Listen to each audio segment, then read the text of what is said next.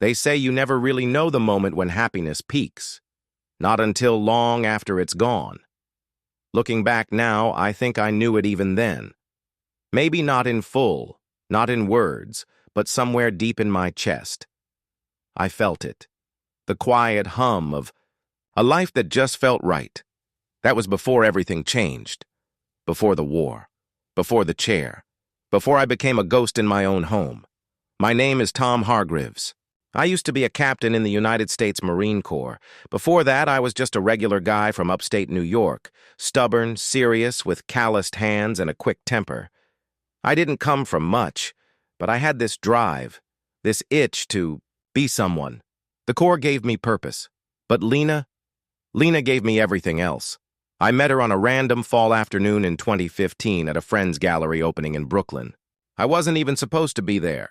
It was one of those artsy events I usually avoided, full of wine, weird lighting, and conversations I didn't understand. But there she was, leaning against a wall, arms crossed, hair in a messy bun, laughing at something a guy had just said. Her laugh cut through the room like music. Lena Burke, daughter of Victor Burke, a sculptor whose bronze work was in some museum in D.C. She was all instinct and art and chaos, the exact opposite of me. But she saw something in me, something stable maybe, something she could hold on to. I think I saw her as something untouchable, the kind of woman who could walk barefoot in the rain and make it look like poetry. And yet, she wanted me. We got married 2 years later. It was fast, impulsive, and felt more like jumping off a cliff than walking down an aisle.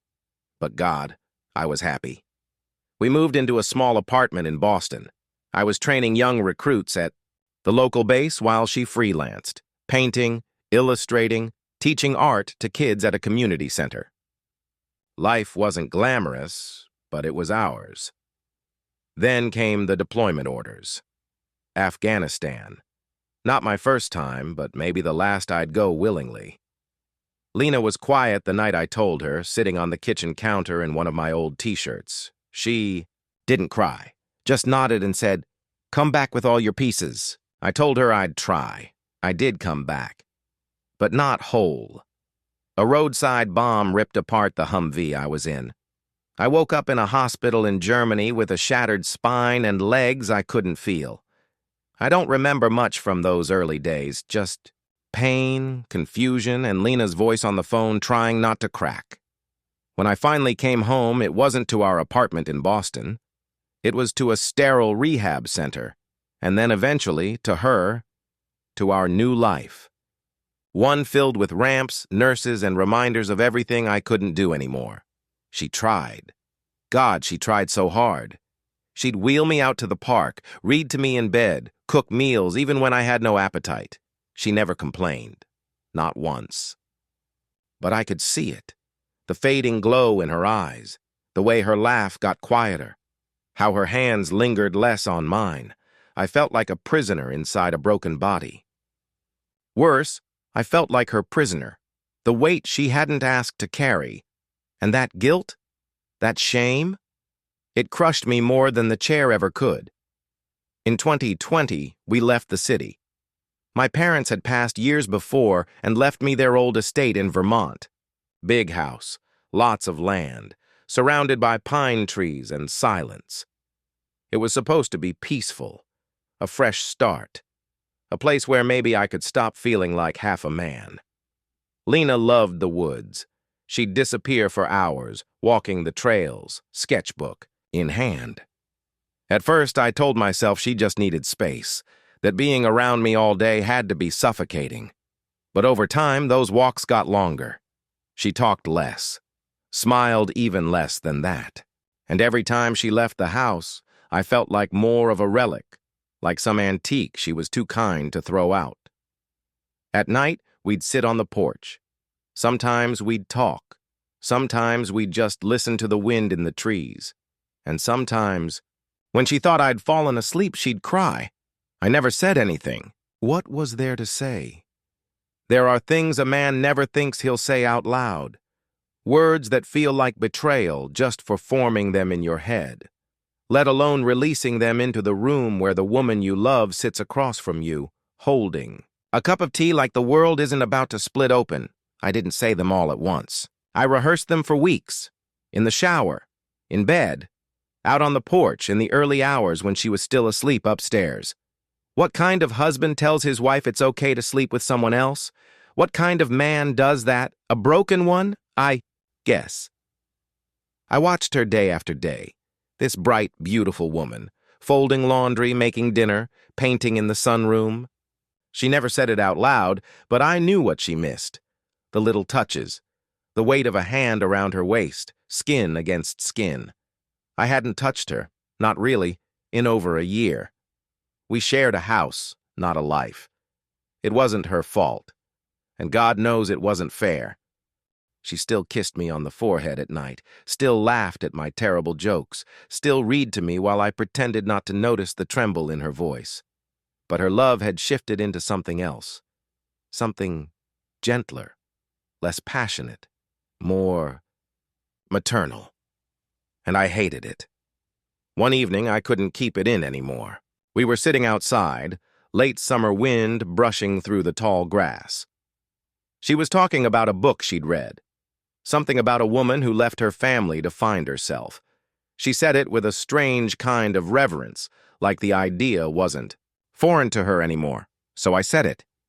If you meet someone who makes you feel something physically, I paused, throat dry. I wouldn't hold it against you. She froze, didn't even blink. I mean it, I continued, forcing the words through. You're young. You deserve a full life. If it happens, I just want you to be honest with me. She stared at me like I'd spoken in another language. Tom, what are you saying? I'm saying I know I can't give you that part of marriage anymore. And if someday you get pregnant, my voice cracked, I'd give the kid my name. I'd raise them like my own, no questions. She set her mug down too hard. It cracked at the base. Are you serious? I nodded. Lena stood up and walked to the edge of the porch. For a moment, I thought she might scream or cry, but she just wrapped her arms around herself and whispered, I don't know what to say. You don't have to say anything, I replied. Just don't feel trapped, okay? She didn't respond. That night we didn't speak at all in bed. She turned away from me. I stared at the ceiling and waited for the world to end. But it didn't. Not right away. A few weeks later, the new groundskeeper arrived. His name was Matt. Tall, broad-shouldered, mid-30s, former auto mechanic, recently divorced. The kind of guy who looked like he could build a barn with one hand and punch out a bear with the other. He didn't say much, but when he did, it came out like gravel and sincerity. Lena took to him fast, said he was good with the garden, said he had a calm energy. I noticed how she lingered when she brought him iced tea, how she laughed a little louder when he was around. The kind of laugh I hadn't heard in months. I watched from the window as they walked the property together. She'd point at trees, smile at birds. He'd nod, occasionally chuckle, hands always in his pockets. It started with those walks. Then she began helping him in the shed, cleaning brushes with him, talking about repairs. I told myself it was innocent, that I'd given her permission, hadn't I? This was what I'd offered her, so why did I feel like I was bleeding out from the inside? She changed, slowly, subtly. She started humming again, wearing those sundresses she used to wear when we first met, cooking new recipes, burning candles, rearranging the furniture like the house had been holding its breath and finally exhaled. But the space between us grew wider. I felt her slipping away with every smile she gave to someone else. One night, I wheeled myself into the living room and found her dancing barefoot, headphones in, paint on her hands. She didn't notice me at first. I just watched. She was radiant, alive, and I wasn't part of it. When she finally saw me, she pulled the headphones out and smiled. Sorry, got carried away. No, I said, voice quiet. It's nice, seeing you like that. She bit her lip. Guilt flashed in her eyes. That's when I knew, whatever it was between her and Matt, it had already started. I didn't ask, and she didn't tell. That night I dreamt I was running, legs moving, earth beneath me, sun on my back. Then I woke up, cold, still, alone. I told myself again, you gave her permission, but giving it and living with it, those are two very different things. She told me she was going to Boston to visit her friend Claire. Said they hadn't seen each other in over a year and wanted to spend a long weekend catching up, maybe hit a gallery or two, walk around Harvard Square like they used to.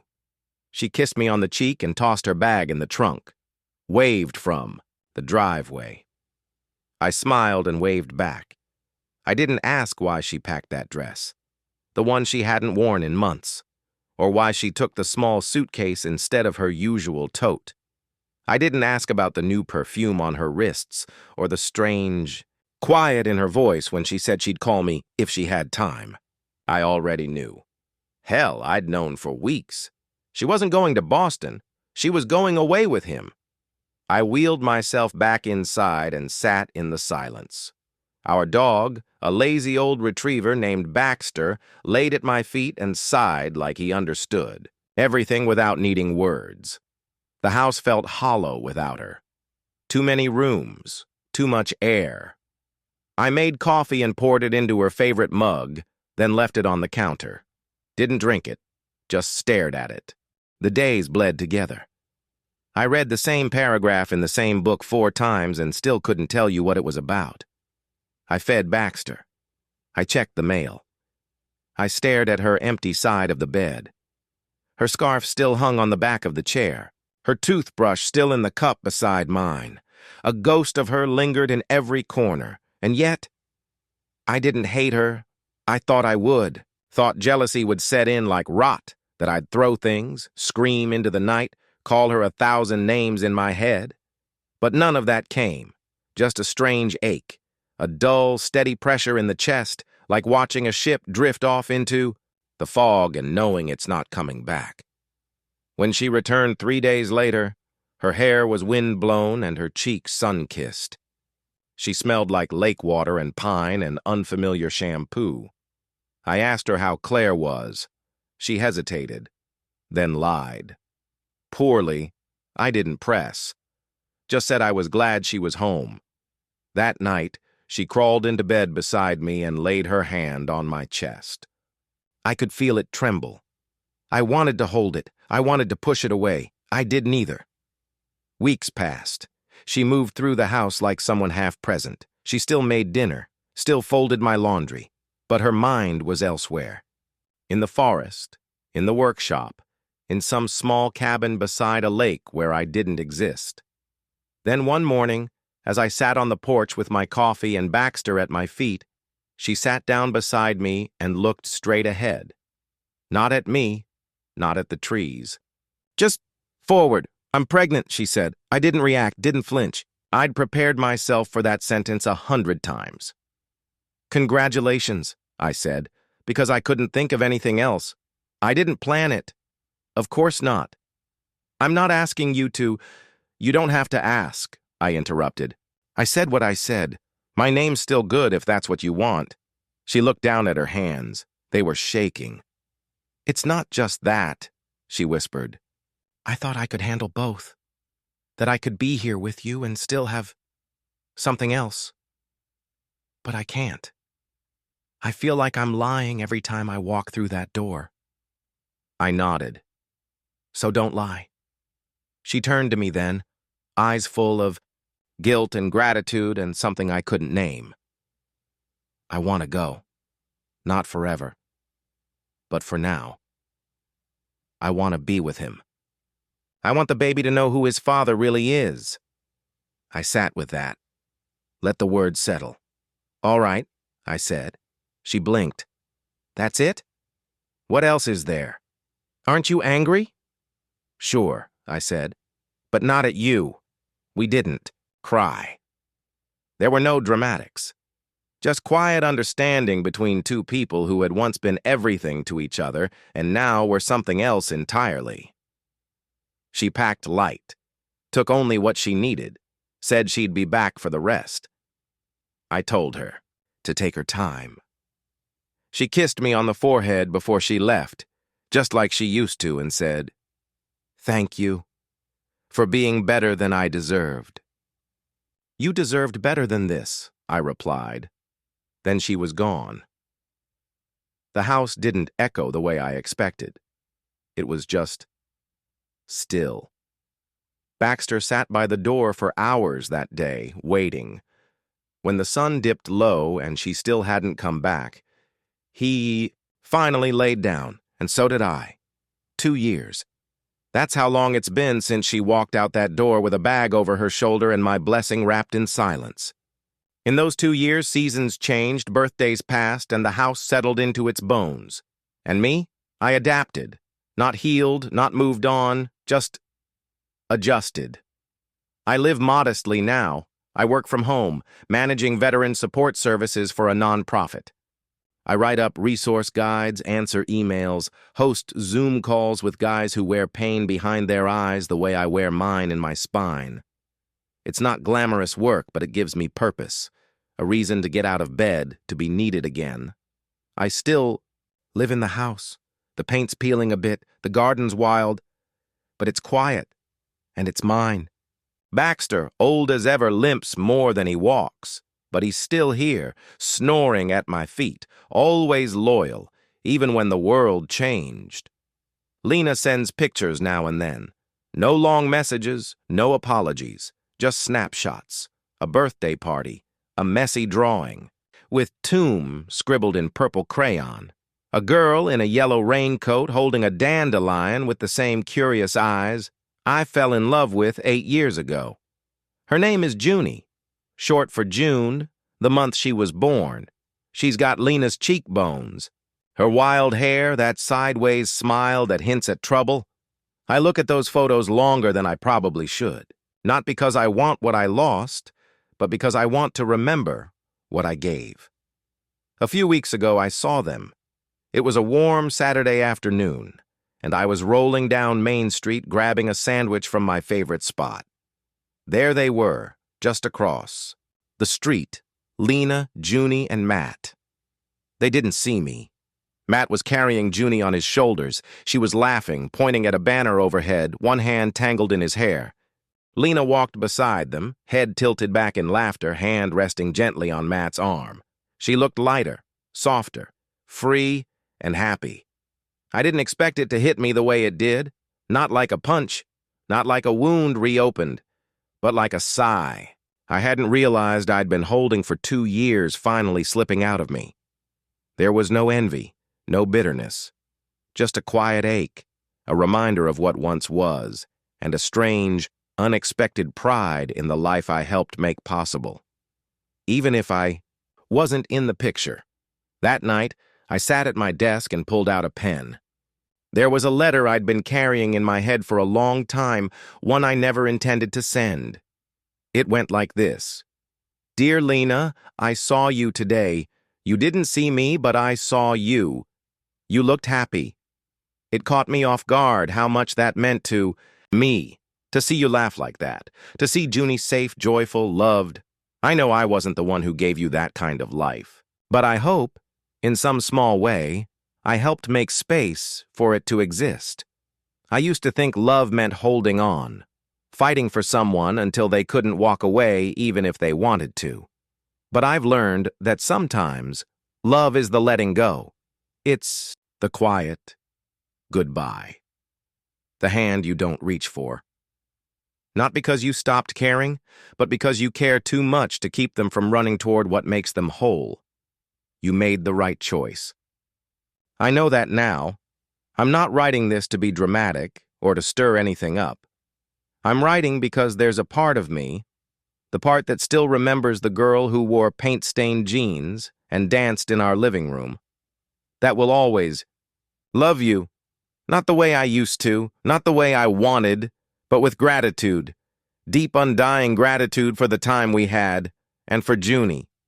Thank you for her, for every picture, every smile. She's not mine by blood, but she's part of my story, and I'll carry her with me wherever I go. I'm okay, by the way. Really. I still miss things.